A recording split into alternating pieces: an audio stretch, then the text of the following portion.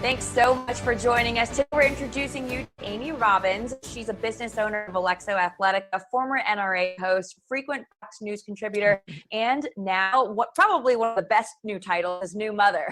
Yes, it still hasn't sunk in yet that gets to be added to my bio, and I'm loving it. Probably one of my most favorite titles that I've had yet. So thank you so much for letting me come on your show today, Sarah. Oh, I'm so excited you're here. And speaking of that new title, I can, only imagine how excited, you and your family must be. Tell us a little bit about what it was like becoming a new mother in this quarantine situation. You know what? Obviously, we're not living in normal times, and my heart goes out to every single new mother that is going through this at this point, because there's been a lot of challenges. Things have gone not according to plan, and I think that was probably the biggest wake-up call for all of us. So my little man decided to come 3 weeks early. Wow. And he decided to come the day of the lockdown.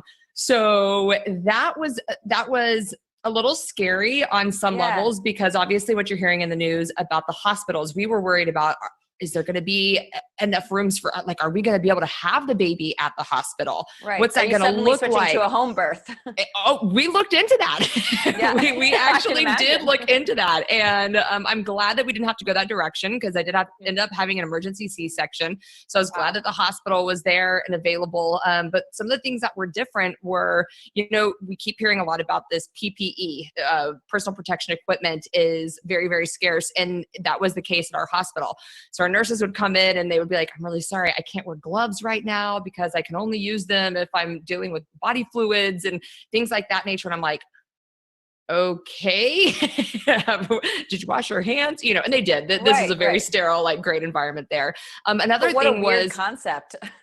Who would have thought that they wouldn't be able to wear that? And they did, and they were scarce on masks as well, which we've been hearing a lot about too. So, that was a little different. And then who could come up to the hospital? My husband was the only person that was allowed up into the hospital.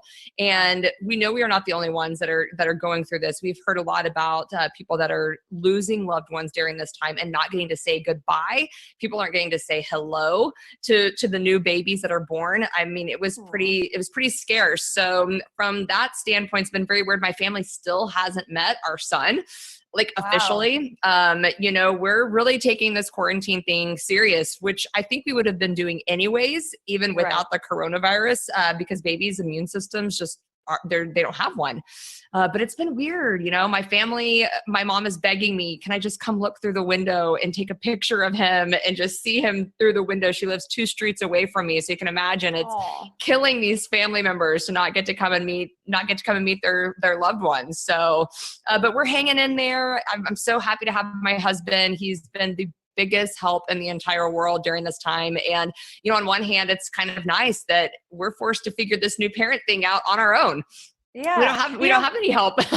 Right. Well, and my mom gave me some advice for whenever my husband and I have our first kid. She's like, you know what? Take a week to figure it out, because everyone will come and it'll be really nice to have everyone help you. But at the end of the day, it's you and him, taking care of the baby. So, so you guys are already winning. We got a crash. We just got a crash course in parenting 101. And we're looking at it as a blessing in disguise. We've had so many friends and family members step up and help in ways that they wouldn't have been able to, before all of this. People are jumping on board and doing meal trains because they don't want us getting out and having to go to the grocery store and, potentially risk bringing something back into the house. So gosh, you're just really seeing a good side of people. I think not just for us. I mean, we're seeing this across the country with people opening up their what they have to give to other people and really make the best of the situation.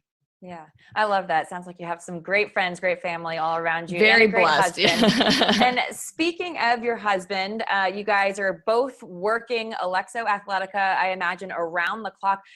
Small business owner, you've grown tremendously. It's been so cool to kind of watch just as you explode, essentially. Thank you. Tell us a little bit about what it's been like to have a business in this situation. Sure. And I would love to be able to hop on and say that we escaped some of the pains and the challenges that maybe other small business weren't able to, but we didn't. We got hit just like everybody else did. We were very blessed to have 2 years of our startup business just grow exponentially. And then since January, we do a lot of our manufacturing overseas. And so one of the challenges that we've had is production and manufacturing. So while we are very thankful that we're an online business, and obviously we've been able to continue working, there's been no hiccups or interruptions as far as daily business goes, but our production line got shut down since January. So we're sold out in nearly every size and every style, with the exception of one new product that got here right before everything shut down. Wow. And so, when you're a small business, you're relying on sales, monthly sales, to keep you going, to keep your cash flow going, to be able to put on into new inventory for the future. Yep. So it's really, this is really affecting, obviously, you can look at the numbers of what's going on right now with small businesses across the country, with the unemployment rate rising to 22 million people right now having to file for unemployment. And it's just really sad that this is taking such a toll on what is the backbone of our economy with small businesses. So I know that we'll bounce back. We just need our production to ramp back up. But obviously we want people to be safe when they're going back into the manufacturing plants and everything. But we know that we'll bounce back, and we've had some really loyal supporters during this time, people telling us that they'll pre-order. If we can just get the new products out to them and show them what's coming, they'll put the pre-orders in to help us with our sales. Great. So, we know that we'll come back from this, and what a good time to be making activewear that allows women to defend and protect themselves, because we are seeing this crazy rise of people carrying protective tools, but then gun ownership as well. And so it's been one of those things. We have a very niche product that just so happened to fill a void right now during this time, as you're starting to see. I think the last statistic I read was 40% of the guns that were purchased over the last few weeks have been new gun owners. And so, of course, they're going to have to get trained and get their license to carry to be able to hold them in our clothes. But people are starting to think more about their personal safety during this time. Well, and you're kind of leading perfectly into my next note. I do want to say a side note. I bought your pants, and my goodness, they stuck everything in the right places. There's 80 million pockets. I just can't carry enough. It's amazing. Oh, I'm so glad to hear that. I do need to tout them. Well, thank you. I appreciate that. Well, I appreciate it. Like I said, it tucks everything in just the right place. So I love it. Well, I've been glad that I can finally fit back into them. I was up to, we go up to double XL, and I was hitting those double XLs the last month of pregnancy. And then I'm like, I am so ready to actually be able to wear these again. And wear it my helps. pants again. They suck you all back in after postpartum. So well, and normally. So I love them. And, well, so it's safe to say you're a gun girl, and you actually have a podcast show called Not Your Average Gun Girl, which is awesome. And my husband's owned guns all his life. He grew up with them, grew up hunting in Pennsylvania, and been taught safety from a very, very young age, which of course then he taught me. And as we've become gun owners, we know that safety is such an important part of owning a gun. And just like you said, I've had friends call and say, what gun should we get? Or, I really want to go out and buy a gun. I'm just really nervous with, so many people getting laid off a lot of times follows looting, follows robberies. And people are nervous, but in the forefront, that safety factor has to be there as well. So I wanted to kind of get your perspective on that. For sure. So I'm having the same issue. I'm getting multiple text messages and phone calls from a lot of my friends who before this time really never gave much thought to owning a firearm. Maybe they live in a really safe neighborhood and they just haven't thought a lot about it. But times like this, when you've got one part of the society that is worried about civil unrest, and then you've got another part of the society that is worried about the government getting too big and too strong and, infringing on their rights. So they want to go out and stockpile as much as they can. And take advantage of our constitutional rights, Right. So you've got people going out and buying firearms for different reasons. But my answer never changes when I get a text message from somebody that says, this is my first gun to purchase. They always start with, well, what gun should I buy?